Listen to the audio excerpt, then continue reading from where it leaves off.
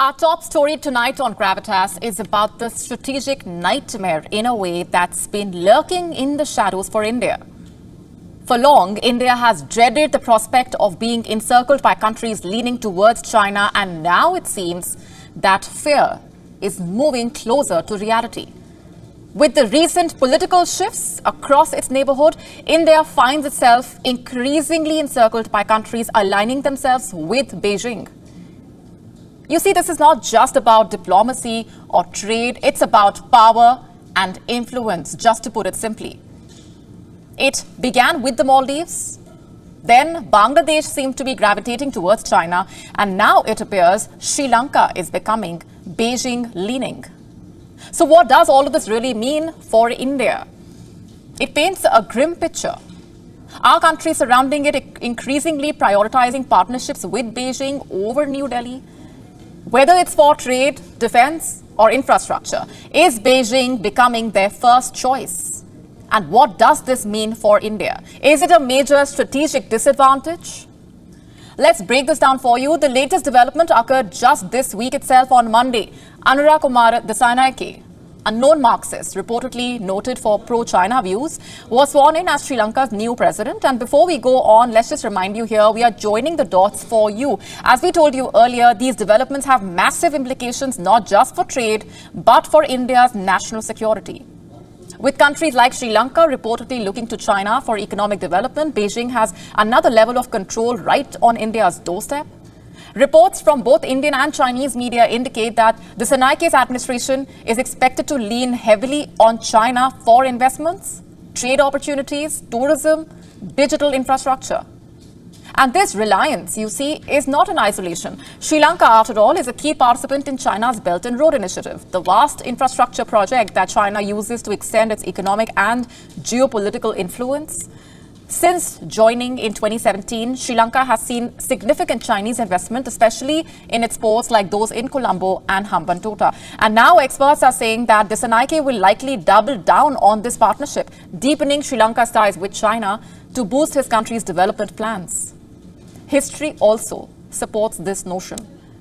As per reports, the roots of the Sanaike's party, the Janata Vimukti Peramuna, JVP, trace back to the pro-China wing of Sri Lanka's communist movement in the 1960s. And historically, China has supported Sri Lanka whenever left-leaning politicians held power.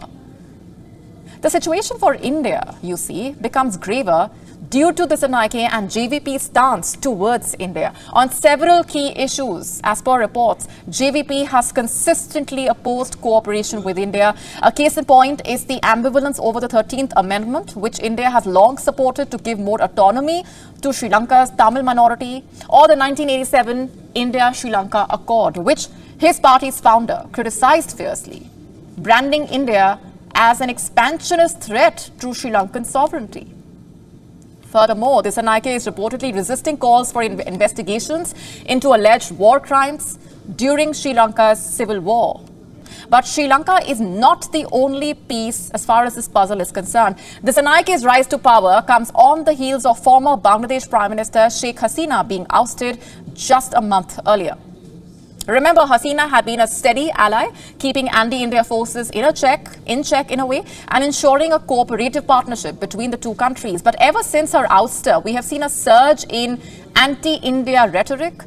The BNP's and India Out campaign, for that matter, the boycott of Indian goods during Ramadan are just the latest examples of Bangladesh distancing itself from India and potentially tilting towards China. Bangladesh also recently, remember, secured duty-free access for its exports into China's vast market as part of Beijing's policy to increase trade with the least developed countries.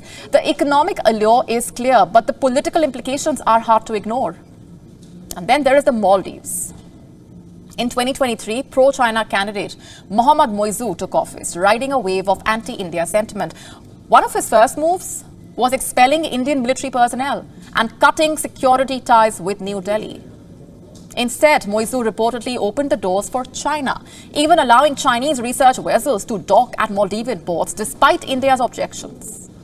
His presidency shifted the Maldives towards China's orbit, a critical development given the country's strategic position in the region. So what's India left with? In a way, a shrinking list of allies and growing Chinese clout in its backyard. Each of these countries, in a way, Sri Lanka, Bangladesh, the Maldives, was once a stable partner for India, and now are they turning towards Beijing, increasingly creating a geopolitical concern for New Delhi? India's diplomatic and security challenges are growing. The question remains, how will India respond? Because one thing is certain, China's ring of fire is closing in. To stay up to speed with the latest news, download the WION app and subscribe to our YouTube channel.